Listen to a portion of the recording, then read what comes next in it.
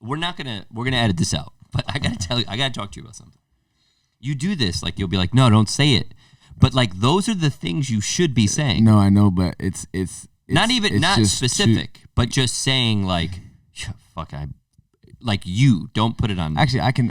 You could have went like, yo, I fucking bombed out in the session because people want to hear that. We could do that. They don't want to. Because I think some people in our group, like in the people we know, think we're just nailing it. You know what I mean? Like, there's people that know you and that know me, and I've recently talked to like 2 people I haven't talked to in a long time.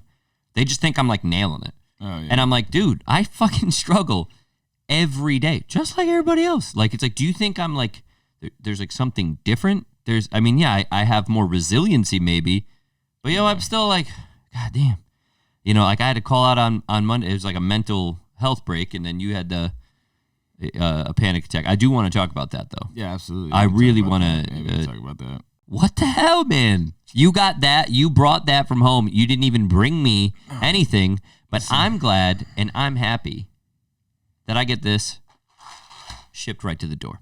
You get it shipped right to the door. I get a monthly subscription. I actually think I got to go up to 2 bags because I am on my last couple because of beans. Me? Is it because of me? No, it's because of me. I've been feeding this stuff to the band every time they come over. It's like I'm like, yo, I'm not gonna not. You're not gonna not. Well, because it's good too. Yeah, it's delicious coffee. These are my guys. You're not gonna not. And yeah, I love it too. They dark roast, medium roast. What are they? What are they? Right now we got the Tanzanian. It's a medium roast. Yeah. See, you're a medium roast guy. I'm a dark roast guy. They even have instant. Yeah, no, the instant coffee. Listen. I've drinking a lot of instant coffee in my day, and I came to the point where I was like, yo, I'm not going to drink instant coffee because I came a little bougie. But then when he put it out, I was like, all right, well, I know I don't like instant coffee, but that's my guy. I'm gonna order it. Is it good? So I ordered it, bro. It was amazing. No, it was genuinely. No, I'm not. You're gonna make me hit him up and be like, yo, you gotta send me because instant. Like, yo, and we have a buddy that goes and he does hiking and stuff, and he brings the instant with him all the time. So like, it's good, man. Shout out to Graziella Coffee. I brewed this one, though. Nah, he brewed that one. Didn't bring me one. Nice guy. Luckily, I have this. I'm about to go get myself some coffee. And you can get instant. And remember, they have their online store is available. We'll put the link below in the comments section. So go click on it.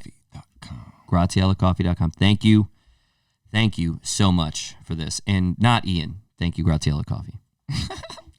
All right, we're gonna talk about that. Yeah, we can talk about that. All right, we'll start the episode first, and then we could switch. Right. You know. So I mean, dude, he kissed me. I didn't fucking kiss him, bro. That's at the end of the day. And we both know that's not true, and that's okay too. What's up? Welcome. Ben knows nothing. My handsome, extremely tall. People think that you're shorter than me, which is so stupid. Chair, man. It's the chair, bro. It's this chair. I had somebody go, Ian's like small. I'm like, no, Ian's really tall, dude. I mean, like, what are you, like 6'1"? I'm like 6'1". 6'1". Dude, I'm 5'8". But I do look larger. I got some weight on you though. Oh, you got some weight on these me for sure. I got these cheeks. I'm all cheeked up in the back, bro. So I definitely feel like, yeah, that's how we started the episode. So welcome, Ben knows nothing, Ian. Welcome. Who is much taller than me. So you guys, knocked that off. We're drinking some sodas. Some nice sodas. Litchfield Distillery. I don't know if I've ever gone to headphones on here.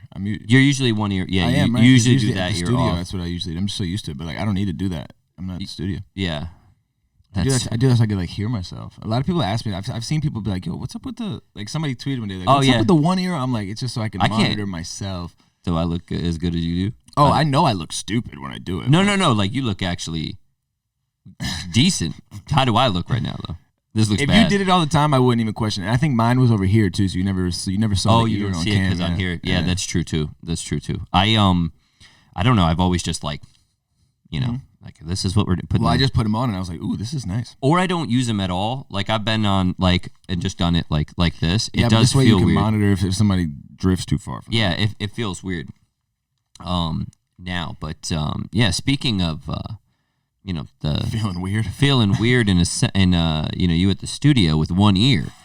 So what did actually happen? Oh, I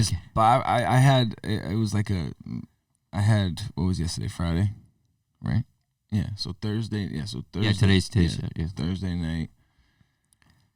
I'm just feeling weird, dude. That's a trip. Like, I'm just feeling weird, and I can't figure it out. And then then it just went from like kind of like, oh, I feel weird, to like full blown like anxiety attack. It wasn't like a panic attack because I wasn't nothing. You know what I mean? It wasn't nothing was erratic and nothing was but it like just caused me to just like sit there. Yeah. And I was just like, I couldn't figure out what I was so anxious about or why I was so anxious. And I can't even just, bro, like it felt like my insides wanted to like rip out of my body. Mm-hmm. Like it was so, bro. Like up on the chest?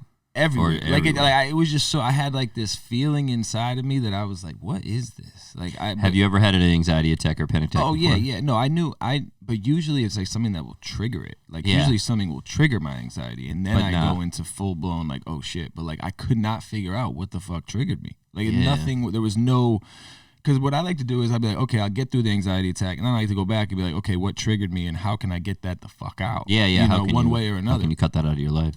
And so I'm sitting there, I'm like, well, all right, well, what do I got to do different? But I can't figure out what I had to do different. So I took a night off. From the studio? No, that was at my house. This is at my house. Okay. I took a night off and I like folded laundry and did like tasks that you can get done. Yeah, like black and white. Once it's there, you do it, it's done. Yeah. And I was like, all right, cool. So then I went to sleep. I woke up and I was still feeling the same. I'm like, what the fuck? You wanted your outsides. I was really surprised that I like fell asleep. You wanted your insides on the outsides. Yeah, bro. I was like, it just felt like it was the weirdest thing, and I gotta go back to therapy, and I'm gonna go back to therapy. But it was so crippling, man. It was weird because it fucked me up the night before. And then I go to the session the next morning, and I was still feeling the same way. But I was trying my best to be like, okay, you took one day off, bro. Like, you can only do so much. Yeah. So I don't know. I feel like I fucking bombed at the set. Like I just wasn't. It's like when you see like a player that is really good, and all of a sudden they're like missing every shot. Yeah, what's going on with this dude? He's like limping. He's like limping off the field. Yeah. It was weird, man. I don't know, but And it's just like when you were trying to, nothing was there. Your mind wasn't there. Well, the reason I went was because we try to be very organized. So we have the same thing. The studio we can turn into a black and white, what do you call it? A task, a black and white. It's like, okay, we're gonna go there with this, and this is the task. You go in there with a plan. And so I'm trying to bang them out. It's like the tiniest little things are just like not right. Like it was either delivery or whatever. It was just so I didn't feel like myself at all. The way I interacted with like the people in the studio, I even like apologized afterwards to James. I was like, yo man, my bad, bro. This was on me, like. And how often did you say that happens? Or has it ever happened? What? Just that type of off interaction in studio yeah, but time. usually it's like an off or maybe not an off interaction, but it's like an off day. Like everybody's got off days. Yeah. How often do you think? The vibe is still there. So okay. like it's we could be like, okay, we chalk it up to a bad day and we go back to another black and white task. But it was like today, it was like, all right, man, I can't do any more tasks. I need to just And then that's where I felt bad because like on top of me having a bad session, I was like. I felt like I was being a dick, but I just didn't want to talk. I couldn't really figure out what I wanted to say. Like people were saying shit, and it was like going, you were hearing it, but you're not registering it because you're so in your own head. Yeah, and you still probably felt anxious from the day before. Oh, I was still going 100%, and I was like trying to be like, nah, I'm good, man. Like I told you, I had a bad anxiety attack last night, and like, are you good? I'm like, yeah, I'm good, but it's like I wasn't good. Have you had anxiety like this since you were a kid? Yeah, But like that was my thing. That's why I figured it out. Like maybe not figured it out, but there's along with other professional help. Yeah. But it was always like, what's the trigger? What's the thing that, and why did that trigger me? Yeah. I remember one time I had a session, and long story short, it just didn't. The plan didn't go how I thought it was going to, and I was going far away from where I was, used to. I was in a different state, and the studio to me I don't know what happened. There was the change of plans that set me off. It was the change of plans that made me anxious because The routine. I'm in an unfamiliar place. Yeah, I'm a very routine oriented person. Yeah, and I think yeah. it's to a fault almost. You know what I mean? But it's part of routine is kind of part of my Cure almost. coping. Yeah, coping or the antidote. That helps. It's the illusion of an what do you antidote. call it when you're Habitual. proactive? Okay. It's like being, the routine keeps me proactive on, if I have my routine, then there's less opportunity for things to trigger that. And it also helps me with productivity as well. Yeah. So, but well, I think coming from someone, because you said it the other day, like he texted me and I was like, yo, I was like, I totally get that. Like I understand it. It's something. Thank you for that, by the way. Thank you for being so understanding. Yeah. Well, I think that it's coming from somebody that it was like I had a catch. It was like I used to constantly have these depressive episodes as a young person, and then also experiencing some of the dumb shit that I experienced at a young age, also with like post-traumatic stress syndrome and all that other shit. And then I was dragging that around, and I was cold, man. I was actually more like cold than anything else. And so as you keep dragging that type of shit around, I remember when I went to therapy, when I actually like sat down with this lady and I was like, yeah, that's just normal. And she's like, yo, that is not normal. Having a gun pressed to your head or having somebody shoot at you or, getting stabbed. I got stabbed when I was a kid, this kid slashed me across the stomach, and he's like, none of those things should have happened to a 14 or 15-year-old boy. Yeah. And when they do, they traumatize you. Well, so you carry around, you drag that around, and then it was also abandonment issues. You can't process that at that age. Well, you just don't know. But then I went, oh, this is normal. Like having somebody try to murder you, like legitimately, and my friend, and then having people say they were going to kill this dude. I'm really throwing it out there, but I'm being vague because I kind of have to be. But it was like, doing those things and being around that amount of like violence and covering it up with being funny, it, made me so paranoid. So the stress of everything finally came out when I was 20 though. I started realizing that I needed to deal with it 20 or 21, I think. And kind of got out of the situations and then started actively working on myself. So the anxiety, what I felt all the time was fear of the future. The depression I felt was shame or regret from the past. That's what clinical psychologists, some people think that's what depression and anxiety is.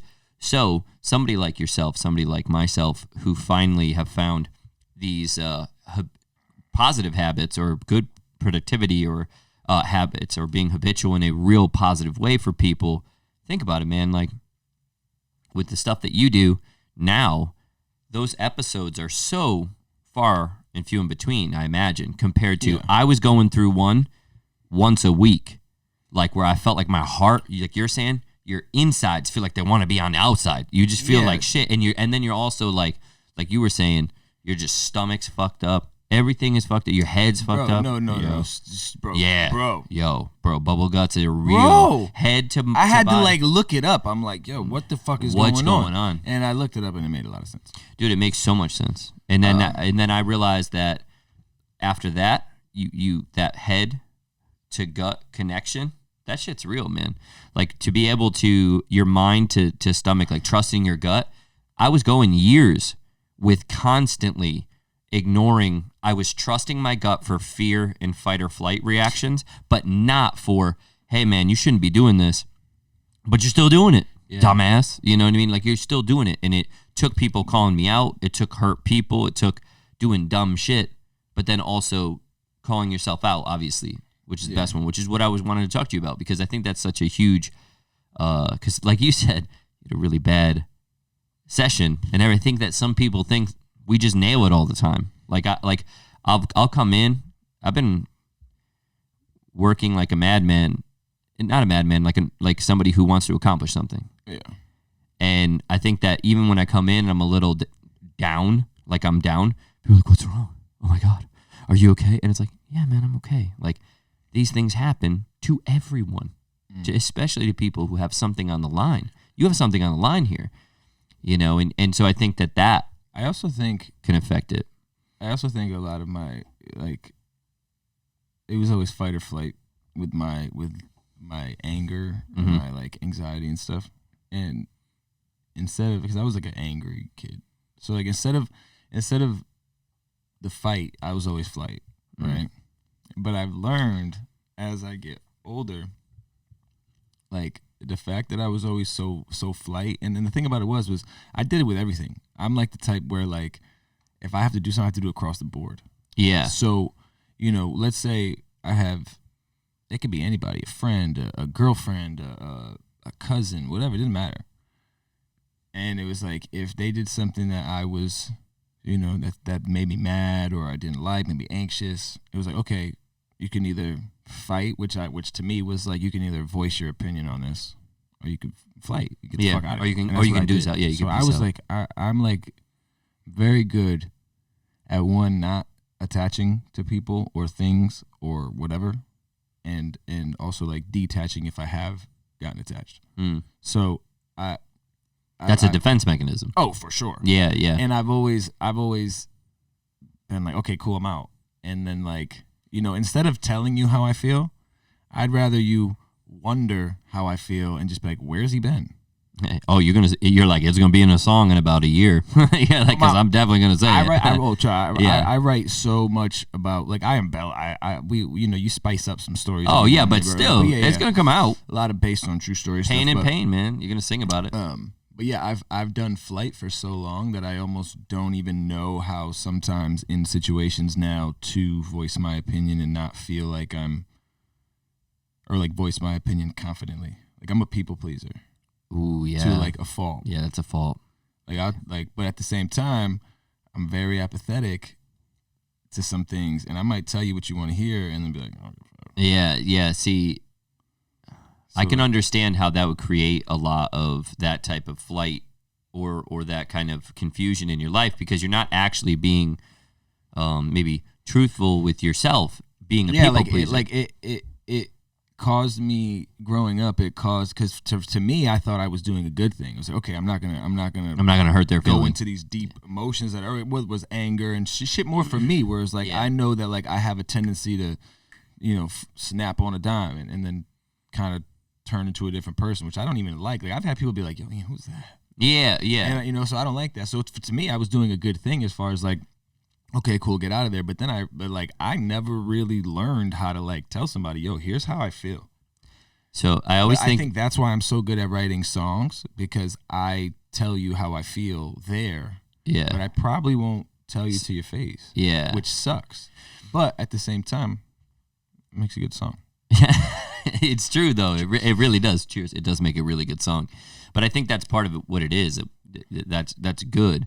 But I always every time you and I have these conversations, I'm constantly smirking towards the end, because I get to look at this painting behind you. It's a very You get to look at that. Mine is such a surreal. It's one of the best clinical psychologists of all time. I hope you put up Jordan Peterson. Absolutely. Put up the two pictures. Phenomenal. Yeah, so they can see. You see what I look at, and you see what. He looks so at. I always laugh a little bit, because the answer is, he has this book. It was 12 rules. It was 12 more rules for life, which is a really good one. That I read, and it was don't live in the fog, which is one of the rules, which is basically just means, hey man, if you have something to say to somebody, you are doing yourself and them a disservice by not saying it, because it'll build up over years. The example that he uses is that this dude comes home, to his wife. His wife is making him, a lunch, and he hates the plates that they use. He just hates them. And then so 20 years after coming home, the same plate flips out, smashes. I'm paraphrasing. Smashes the plate on the ground. What the, I hate, I can't take this anymore. I hate this. All because they didn't talk about that he hated the plates, and it just built up. So your thing is you're yo, Pease, I'm not talking about it. So when you go and do that, and you come back years later, and somebody's they say one wrong thing, you turn into that person, because you're God damn, what the hell? And then people are like, who is that? And you're like, I don't know. I don't want to talk about it, and that will get you into trouble every time. I did that as a young man so many times that it was my buddy he'd be like, yo, sometimes seriously, he's like, you're like Jekyll and Hyde, man. He goes, it's so creepy. He was like, look, I have chills right now because you're so cold. It's not even like, it's not funny. You're so funny most of the time that the times though when you're cold, he's like, look, he got like chills talking to me about it. He goes, because people think they know you. And then so now what I do is I will hit a conversation. Like if it's like me and my wife have to talk, yo, we're talking. If me and my employees have to talk, yo, we're talking. And not like forcing, but going, hey, we got to talk about something. It's important. If me and my brother talked, I talked to my brother yesterday. I was going to invite you out, by the way. And I forgot. And I felt like a dick. I'm just going to say that because I did tell him. Sorry, I was freaking out. Dude, it was dumb, bro, because I was like, I did not text you. But I said to him, I'm telling my brother, I'm like, yeah, it'd be cool. Ian might stop by. And I'll go. And then 2 hours later, I go, I never even asked Ian the question to come to hang out. I just told my brother that you might come. It was so dumb because then afterwards he's like, oh, is Ian coming? And then I just ignored it because I realized that I never sent it. Yeah. Which brother was it? It was my brother Caleb. Oh shit! Yeah, okay. I did. He's the best, man. So he was over here, and we had a blast, man. We had like yesterday. We had like, I'm being serious, probably like 6 of these, and he was hilarious because he needs something a little bit sweeter. But these have like 7-9%. I'm not a drinker, man, but these are fire. Litchfield Distillery, and then they have the Fisher's Island one too, which is I don't know who copied who, but they are really good for that. You wanna? Where is it? Is it made in Litchfield? It's made in Litchfield. Yeah, this is made in Litchfield. Wow. Yeah, bro, I got you. Yo, you're all CT, bro. CT. Yeah, exactly. You got a Torrington. He's got a Torrington Raiders hat on. Yeah, I mean. So I was like I was like, yo, he's coming, and I'm like, oh shit, I didn't even text Ian, but my pants match. I have to show you. Oh yeah, oh shit. I'm like, what is he doing? I was like, I thought your beans were gonna be out, and stood up. I'm like, whoa, oh my god, what?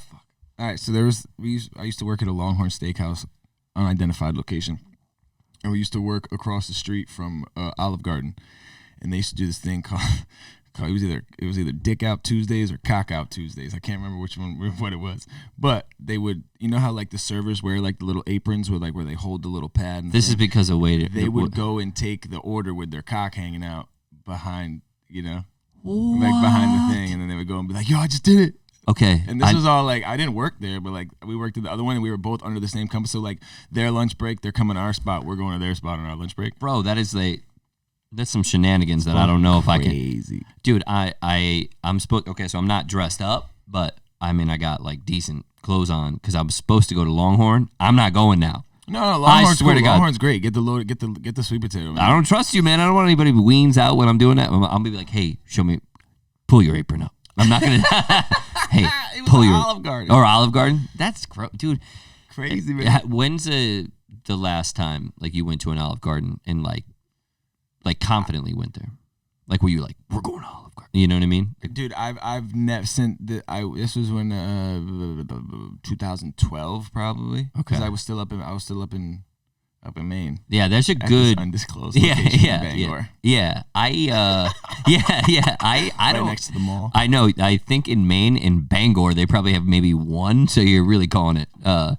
But Olive Garden is I remember going there on a date, and I knew that this girl wasn't the one. I was also really young, but she's like, we can go to Olive Garden, and then, but it was the way that she said it. It was like really excited. She goes, endless breadsticks. She goes, I love breadsticks, and I go, I don't know if that's actually like bread, and I'm like, I think it's the same shit they make like yoga mats out of. And she was like, Same thing, she was like those ice cream cones. Yeah.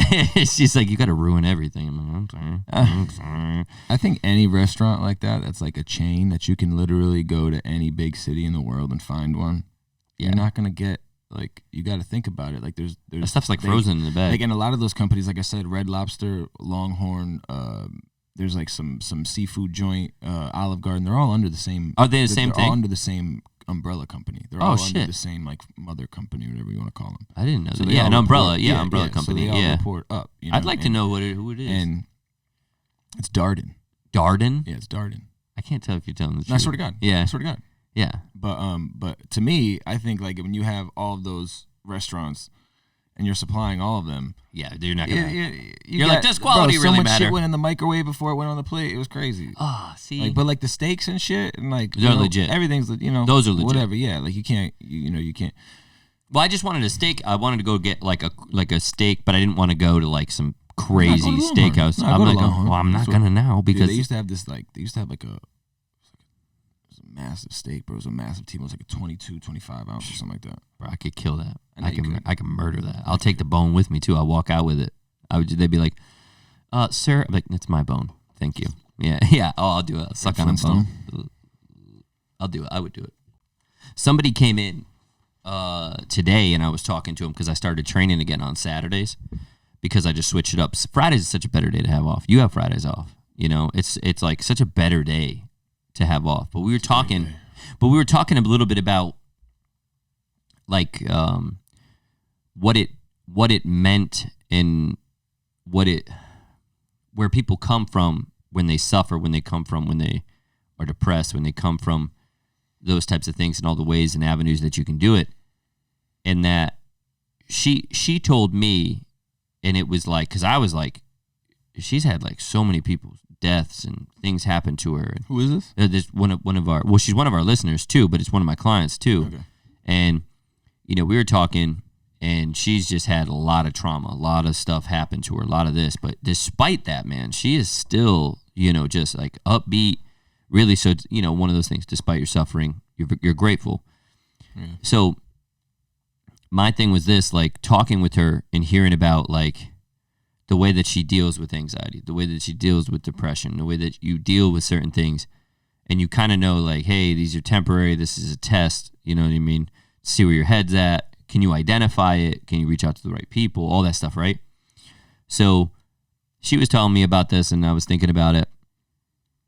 And I think now, like, I'm in a position to be like, yo, I gotta like, you sometimes gotta put a lot of that shit to rest. You know what I mean? Like, you gotta like not get over the trauma, but you gotta be like, yo, it's time to like move past it, because You're trying to tell her that? No, I'm telling me. Oh, yourself. Like I'm telling me because, like. I was like, you can't tell her that. Well, I'm not gonna tell her that, but she's doing it. She's like, hey, what I like. Oh, you're saying you saw her do this, Yeah. so you're telling yourself, I need to learn. Yeah, man. I think that's huge. Yeah, but for her to be able to do that shit, man. Well, I think that's how you move on. Is you learn how to, shit.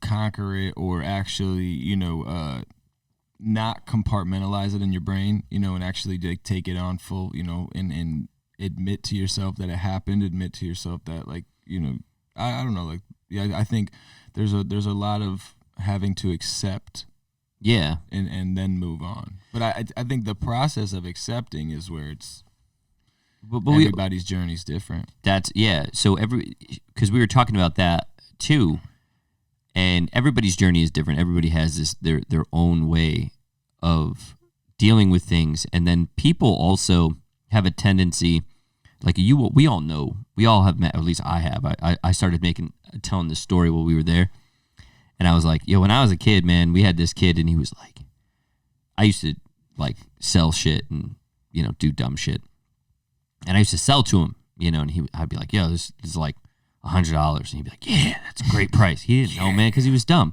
and then he also, came from a lot of money, and he came from this, so he created his own struggle and strife because his parents took care of him. So I remember, like, he'd be like, oh man, my dad is such a dick.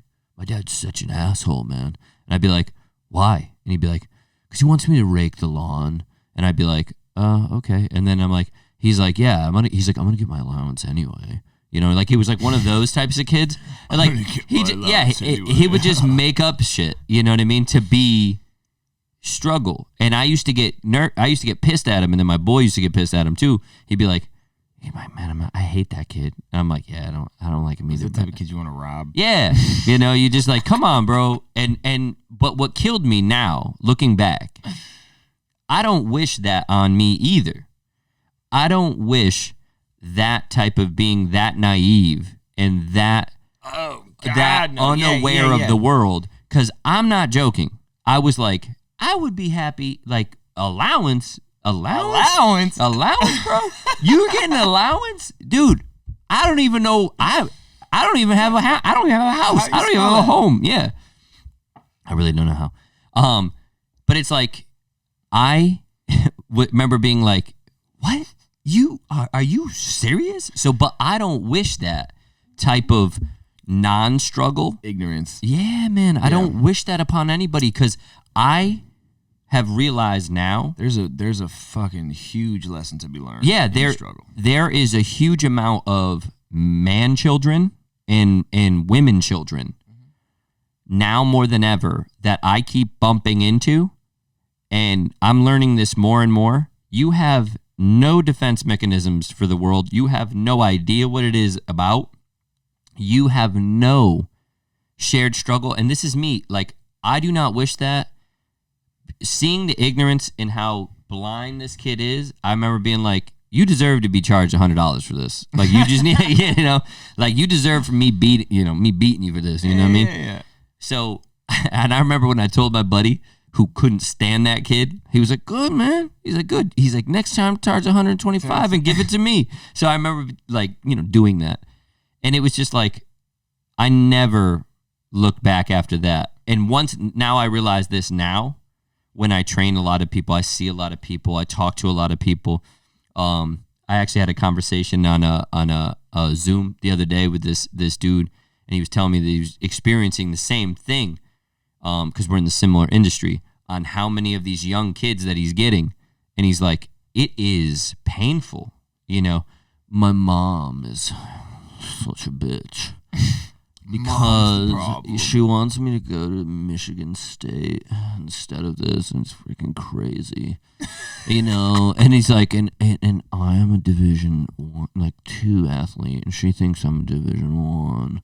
And you're just like, and he's just going crazy. Like, dude, this kid is legitimately bitching about going to one of the best football states. Yeah. And it's like, you wanted to strangle him. I'm sitting there and I'm dying laughing because his impression is so good. Because I know who he's talking about. I know exactly who he's talking about. And then he tells me this story of this young girl, dead to nuts, she goes in, she's like, yeah, I drive, I really wanted the new Ford Bronco.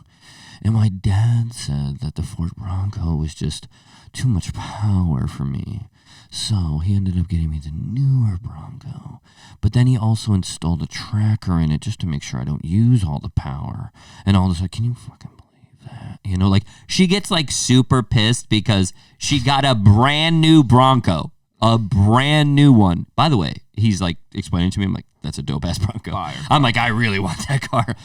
But it's the ignorance on this kid. They really made a good model of those in the late 90s. Yeah, there was a really good one. Which was that one? Yeah, the white one. The white one. The white one that's running on the highway.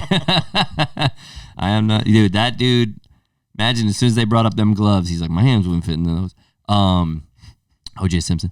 Could you? Yeah, but could you believe just the absence of, like, being like, yeah.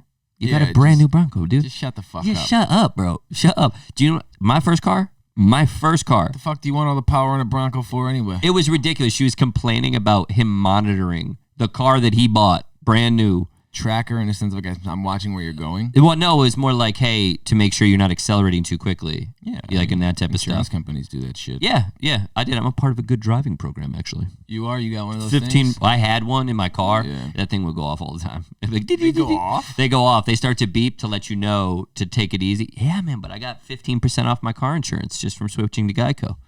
No, I didn't. Am I Progressive? No, I do Flow. No, I had that I gotta pay my car insurance. You just fucking reminded me. Bro, you get it. Mine automatically mine's comes in November. Oh yeah. Do you pay all 6 months? You pay 6 months? Yeah, biannually. I didn't know you were doing so well. I'm not. What are you talking about, bro? You could buy that, dude. Buy annually? What annually? What does that mean? It means By no. Are you into girls and boys? Semi-annual. No. Semi. What is it? What is Hard? half? No, that's Half chub. yeah. Half By chub, year. Biannually. Biannually. Biannually. Yeah. That's what that means.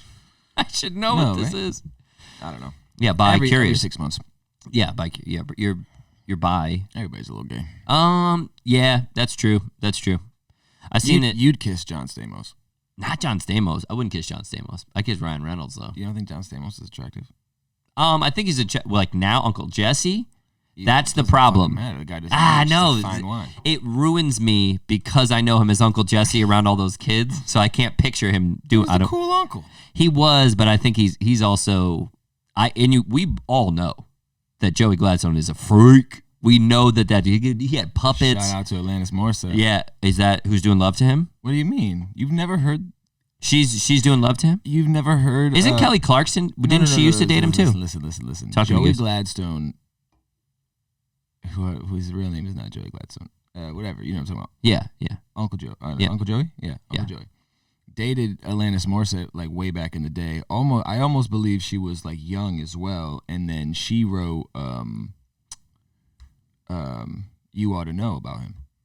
No. Yeah, you ought Are to you know. being serious? I swear to God. To God. That is BDE, bro. That dude has. You ought to know. I mean, not really, giant. not really BDE because like I said, I believe she was like 16. She was young. I'm almost positive, but I'm not 100% sure. But I believe We need to find out if she is of age at when the time that happened, and then, dude, that dude slays it because he's not an ugly guy. I mean, like he's not a good looking guy. Yeah, he has puppets and shit. Yeah, if you there was a. That dude's a freak. You could go deep into that story. There's a lot covered on that. Why would you tell me this? You know I'm going to be diving deep in this tonight. You go in the rabbit hole, dude. I'm telling you, there's a lot of wild stuff out there. Like that's why I love the thing I love about it is you find out. Dude, the thing why I've would always you loved tell me about it this? is like I love the under stories, or like the stories that don't get told until later or whatever it may be. But I love those because you fucking idolize these people and you hear these stories and you're like, oh yeah, you're fucking a normal person and your mind gets fucked up like ours, or like you go through real Well, of shit course, like ours.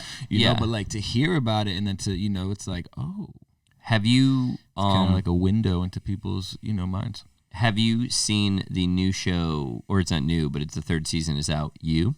I saw the first season. I started watching. I saw it. some of the second season. I believe. I started watching. Did it. you? Where are you? First. I'm season? on the third season. Okay, so like I remember Second I remember like the episode. guy in the box in the library type room. The most, yeah. Oh, that You one. see, they're bringing Dexter back. They definitely should. That show was awesome. Except for I watched like a couple episodes, but I remember Dexter's good. Yeah, go ahead, say it. No. you know. I know very well. So I remember That kid is a mess. We'll blank out his name. It's fine. when we were kids, I remember fucking watching. I remember going to his house. Do what we did when we went to his house. Do drugs. And Do drugs. I remember like vividly watching the only Dexter episode I had ever seen at the time was like he fucking. Did you see it? Yeah. When he puts like the tooth in his glove. Yeah. That's, Yeah. like, the one I read. The only one I remember. you were and like, I was like, "Whoa, this is cool! I gotta watch this." And then, like I never had Showtime because like Yeah, it's expensive. Yeah, Yeah. so. Yeah. Well, I remember. now that I got Showtime, I should watch it. But I've never You should. indulged. Yeah, you're doing well now. I yeah, screw it. Like I said, I'll black out his name. That kid is another one of those kids that was like really started to ride home. That like it was like, dude, what are you doing? Like you have like people who care about you, and you have like you have a good life. Like I remember like because I was homeless, my buddy took me in. Yeah, but he took me. My buddy took me, and his family took me in. I didn't have any place to go. You ever have like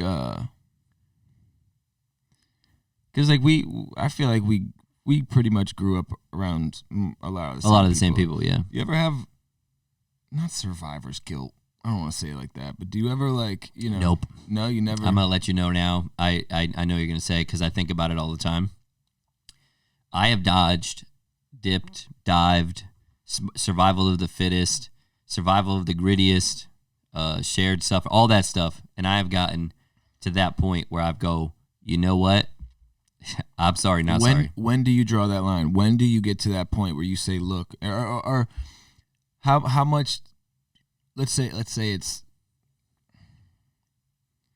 as you get older, you have those people that are from your circle that were, growing up with you, and then all of a sudden you get older and either they're on a different path than you, whatever it may be, but you grow distant. But however, you still have that relationship with them of like, dude, we were kids together. You got to go had. When do you draw the line, or when do you say like, yo, I've done all I can do? I drew that line when I was like 19 maybe. And what I noticed is that they didn't want to change. I went through things young. I went through things like 12, 13, 14, 15. Yes. By the time I got to all those struggling kids, when they were in their 17, 18, 19, I already had it figured out. And for me, I was like I already get. I know they're really good, right? I know, dude. This is great. While we're talking about this addiction, yeah. So for me, I just went, yo. I know most of you, like it was kind of like D-Day for a lot of those kids. Like most of us aren't gonna make it, kid. We're not coming back. Like I had to have that thing. Like I can't save you. I'm in no position. I could barely save myself. I'm not your mother. I'm not your dad. I'm not your uncle. I'm not your grandmother that took you in. All that stuff. I was already felt abandoned and did all that shit. And then when it was my time to cut ties, I cut ties. Like I was like, I'm done because I had too much heat, way too much heat. I've almost gotten killed like 3 or 4 times, like legitimately killed 3 or 4 times at that point. I was dealing through real shit, work. I was already working, trying to get away from trouble. And I was also trying to make it that I wouldn't go back.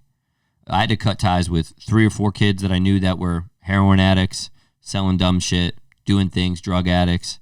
2 of the kids that just were constantly in jail, going back and forth. So for me, it was a conscious effort at that point to go this. And then it was only 2 years later, 2 or 3 years later, I like kind of really cleaned up my act and never did like a lot of this stuff. Like I had to distance myself and then went back to school, put myself through school and then got my GED, stuff like that.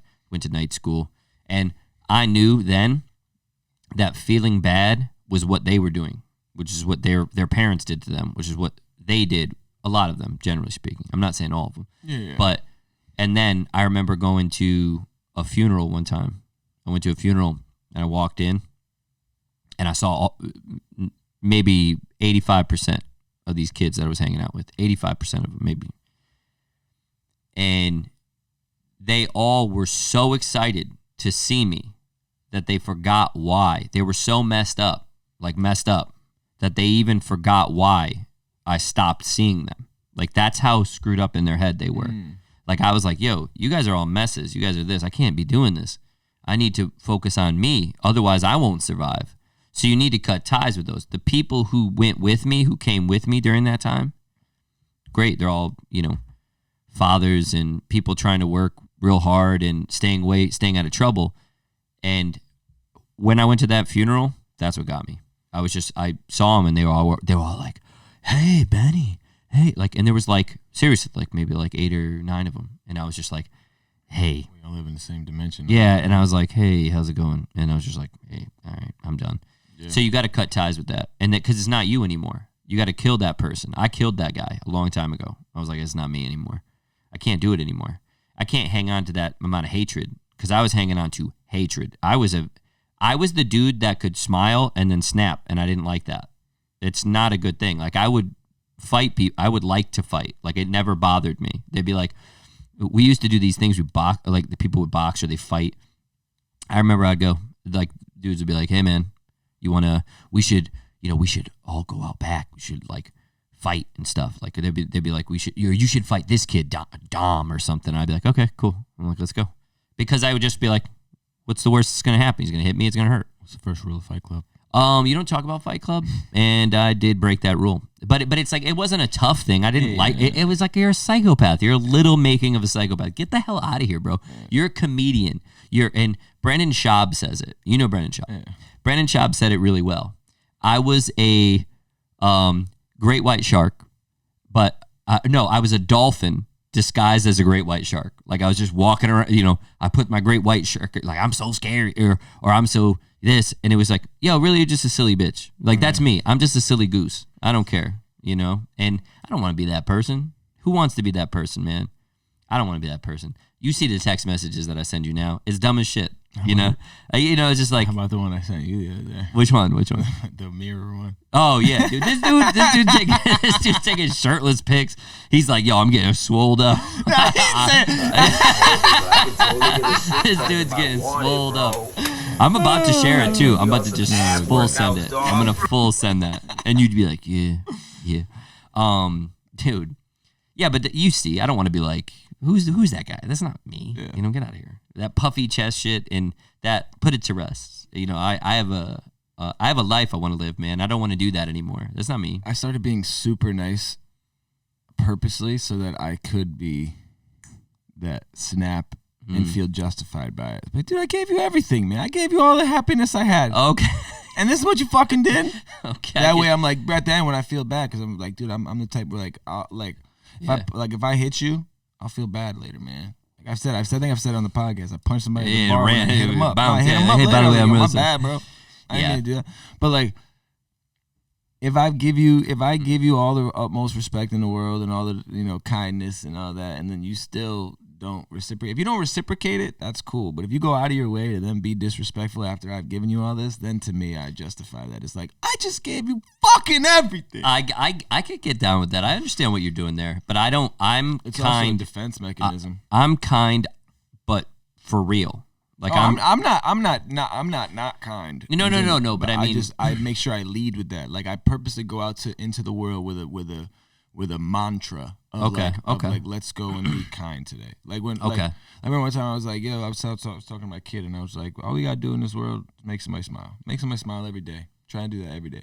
Or that's just that's like my goal. Try to choose kind. Like I said, I think I said on the last podcast, when I walk into a room, I want it to be so smooth that I walked into that room, not even on some like smooth cool shit, but I don't want anything to change when I walk in the room because it's undisturbed. Like, yeah, I don't want to be like, oh fuck, Ian's here now. Like, no, I'd rather be like, oh, it was nice that Ian was here. Yeah, but you made it better. Yeah. Or just didn't fucking fuck up the mood. Just he added to the, he was a part of the environment. I could get down with that.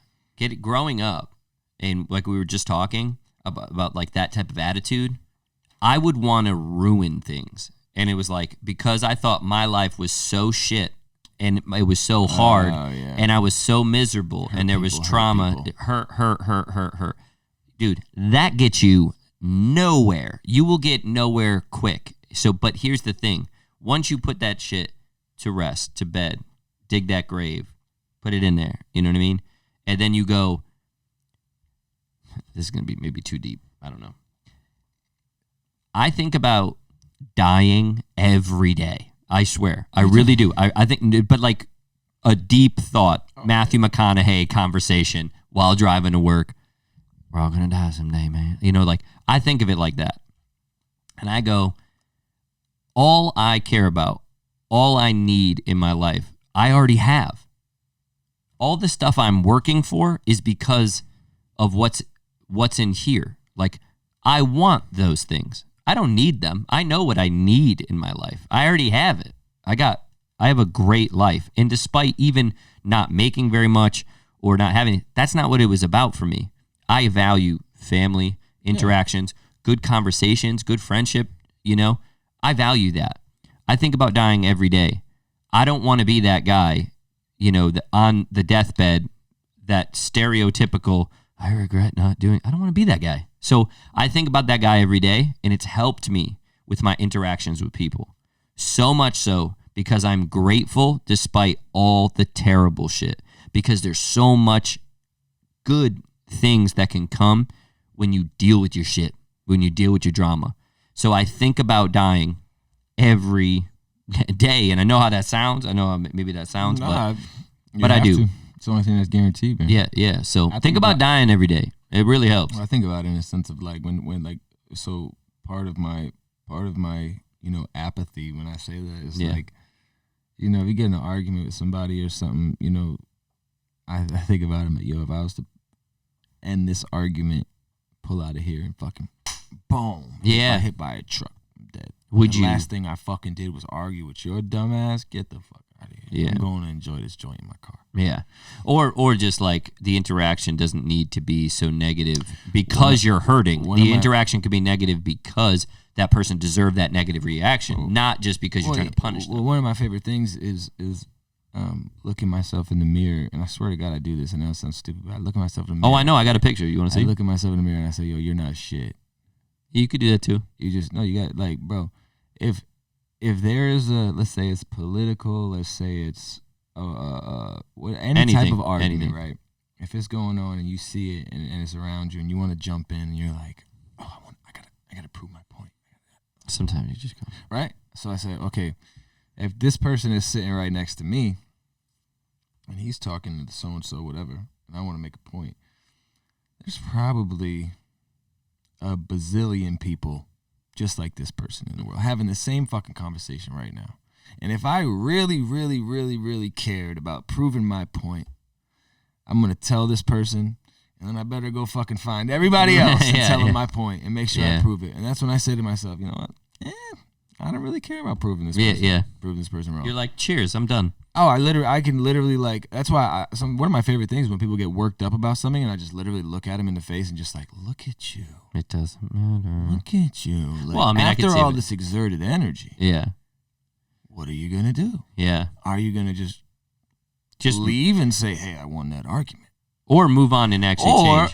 Are you going to do something that wins the argument for you? Yeah. You know what I mean? Like, be action. Yeah, nobody's down to do the action. Yeah, nobody's down to go and do, you know what I mean? Good point. So it's like, shut the fuck up. Dude, that's a good point, man. I'm not going to sit here and argue with you. Yeah. What do you mean? What the, it's like, are you actually going to do something? Even as minuscule as fucking, yo, who's better, Kobe or LeBron? Yeah, you're like, I've seen people argue for hours, heated, yelling in each other's faces, about to square up over guys they've never met. Talking about who puts a ball in a circle better. And you're like, I'm like, dog, choose your battles. Whether you win this argument or not, they're getting paid and you're not. And you just both get the fuck out of here, dude. And you both go watch the game. You're like, go watch the game, and you both still make $16 an hour. Bro, I don't do who's the best rapper. I don't do who's the best blah blah blah. I don't do it. It's all subjective, dog. It's all subjective, man. Like, that's true. And I just don't have the time for that. I don't either. It fucks up. Like, we were talking about the same thing about protecting your circle. It fucks you up, man. But there's just no need. There's just no need. James is the man when it comes. My manager James. When it comes to fucking just being like, is that important? Well, because he's got a future of thinking about. Yeah, he keeps me in line. Thing. Yeah, so I mean, pretty much, what we're saying is, it doesn't really matter, does it? When you're talking about things that don't actually matter and can affect your life. Well, I think that's a huge point, is finding out what really matters. If you can remove all that shit, you'll find out you're way less stressed, bro. Like, some of the things that, like, I'm the guy where I'm the friend, like, you could call me and I'll talk to you for an hour. Yeah. And we could talk it out. And I pride myself in that. Like, I will take the phone call. I will sit there with you and talk to you. And I feel like that's what, you know, my relationship with a lot of my friends, you know, is strong because of. Yeah. So I don't mind taking the call, but, like, do something with it. Do something with the information, and you can have it. You can actually interact with somebody, change their life, change their thinking, listen to the words. They enjoy you. You enjoy them. Be in the moment of that conversation. Yeah, and a lot of the things that I you know, will hear, I'm just like, hey, like, how important is that to you? With the grand scheme of things. Yeah, there's a beauty in finding, you know, ways to let things roll off your find back. Peace. And then I think that then when you really find something that you want to champion and you want to, you know, fight for, whether it's a cause or an argument or whatever it may be, I feel like you'll be much more organized to do it. Organized and justified in doing it. Like, yeah. A lot of these things, man, I don't like, if it's a political thing or whatever, I'm like, I don't know anything about politics. Well, it's like, you could say I don't know enough about that, and that makes sense. There are people who do. There's people who don't. And a lot of the times it's like, also, if you could say one thing with politics, the funny thing about politics is most people agree about the same. It's very rare that people are actually that much different. But because of polarizing figures, because of colors, blue, red. People get, it's easy to divide when it's that and that. Most people are actually pretty much, believe it or not, the same, because as a culture we change, and then also even as values and certain things are passed down, people aren't that radically different. That's why we call radical this way, radical this way. Most people are actually fairly in the middle. And if you actually had a conversation and didn't identify or put yourself in a group, most people would kind of be with you on a lot of those things. Yeah. So that's what I've always found with that. It's like, you're not that different. You know that, right? And people are like, oh, yeah. And then you talk to them and they're like, oh, okay, cool. And you're like, yeah, well, see, it's kind of silly, you know? It's all about division. You know how that goes. You know, division sells. You don't make money when we all like each other. Exactly. And all the people who said that got shot. It's true. It's true. So that's terrible. That's how you want to. And it's also true. Graziella Cup. No. Yeah. No. Seriously. Just think about dying every once in a while. I'm being serious. Like it's like about it all the time. But I mean, like for them, it's like just think about dying at least once, like once a day. It puts things in perspective on who you should say I love you to, who you should be looking at, who you should be hanging around with. It has helped guide me throughout this whole time. You know, call your parents and tell them you love them. That's true too. Seriously, because you never know. That was one. Yeah, I'm with you on that one. I tweet that like every 2 weeks. Yeah, it's a good. I seen that. Yeah, that's good. Call your parents, tell them you love them. All right, we're out of here. We're out. Later, Gators. Remember, think about it.